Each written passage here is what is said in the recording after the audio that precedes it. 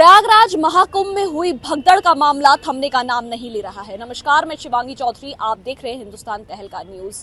प्रयागराज महाकुंभ में जिस तरीके से भगदड़ का मामला सामने आया था, उसको लेकर अब संत महात्मा जो हैं वो भी सामने आ गए हैं। लगातार अपने अपने विचार जो है वो सब लोग रखते हुए नजर आ रहे हैं। वहीं इसी बीच मौनी अमावस्या के दिन भगदड़ में महाकुंभ में हुई भगदड़ के मामले में ज्योतिष पीठ के शंकराचार्य स्वामी अविमुक्तेश्वरानंद सरस्वती ने भी बयान देते हुए कहा था कि भगदड़ की घटना ने सरकारी इंतजामों की पोल खोल कर रख दी है। मौजूदा सरकार को सत्ता में रहने का अब नैतिक अधिकार नहीं है, ऐसा उनका कहना था, जिसके विरोध में महाकुंभ के समस्त अखाड़े उतरकर सामने आ गए।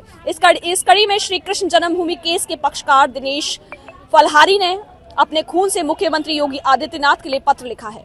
खून से लिखे इस पत्र में उन्होंने योगी से क्या मांग की है, आइए देखते हैं। श्री कृष्ण जन्मभूमि केस के पक्षकार दिनेश फलहारी ने अपने खून से मुख्यमंत्री योगी आदित्यनाथ को पत्र लिखा है। ये पत्र शंकराचार्य अविमुक्तेश्वरानंद सरस्वती को कुंभ से बाहर निकालने के लिए लिखा गया है। पत्र में सीएम योगी से मांग की गई है कि चांदी के सिंहासन पर बैठकर सरकारी सुविधा लेकर विपक्षी पार्टियों की भाषा बोलने वाले शंकराचार्य को महाकुंभ में रहने का कोई हक नहीं है। श्री कृष्ण जन्मभूमि संघर्ष न्यास के राष्ट्रीय अध्यक्ष दिनेश फलहारी ने आरोप लगाया कि विपक्षी राजनीतिक पार्टियों से मिलकर कथित शंकराचार्य दिव्य महाकुंभ में अफवाह फैला रही हैं। शंकराचार्य अविमुक्तेश्वरानंद सरस्वती ने ऐसा क्या कर दिया कि सनातनी शंकराचार्य से नाराज हो गए। आपको बता दें कि प्रयागराज महाकुंभ में हुई भगदड़ के मामले में ज्योतिष पीठ के शंकराचार्य स्वामी अविमुक्तेश्वरानंद सरस्वती ने बयान देते हुए कहा था कि भगदड़ की घटना ने सरकारी इंतजामों की पोल खोल दी है। मौजूदा सरकार को सत्ता में रहने का अब नैतिक अधिकार नहीं है। वहीं दिनेश फलहारी ने आरोप लगाया कि 56 इस्लामिक राष्ट्र और विपक्षी पार्टियां मिलकर कुंभ को बदनाम करने में लगी हुई हैं। यह संत अविमुक्तेश्वरानंद विपक्षी पार्टियों की भाषा बोल रहे हैं। तभी 13 अखाड़े ने इनका विरोध करना शुरू कर दिया है और कहा है कि हिंदुओं के हृदय सम्राट योगी आदित्यनाथ इस्तीफा नहीं देंगे। उन्होंने कहा कि इन्होंने तब इस्तीफा क्यों नहीं मांगा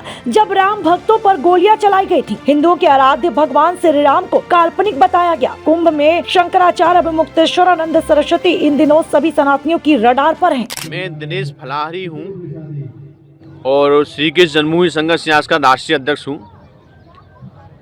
हमने एक संकल्प लिया था कि जब तक हमारे भगवान श्री कृष्ण मंदिर से ईदगाह मस्जिद नहीं हट जाएगी तब तक हम अन्न ग्रहण नहीं करेंगे।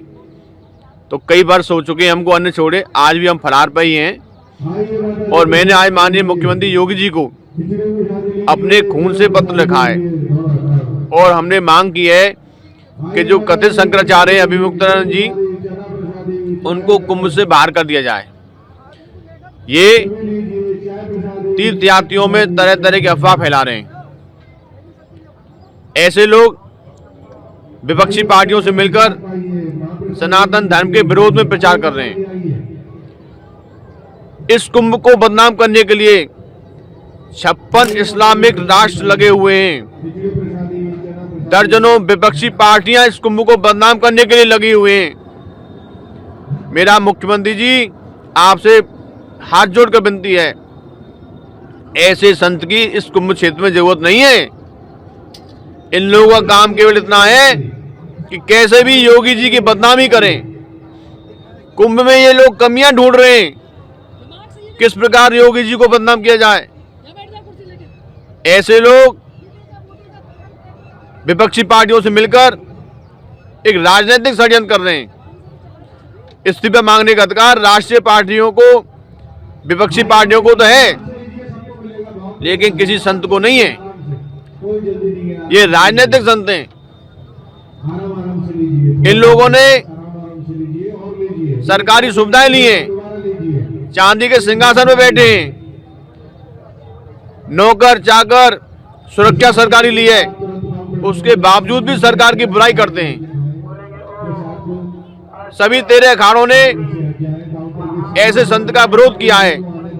सभी सनातनी हिंदू इनका विरोध कर रहे हैं। उसके बावजूद भी हमारे हिंदुओं के हृदय सम्राट योगी जी से ये इस्तीफा मांग रहे हैं। ये कौन होते हैं इस्तीफा मांगने वाले?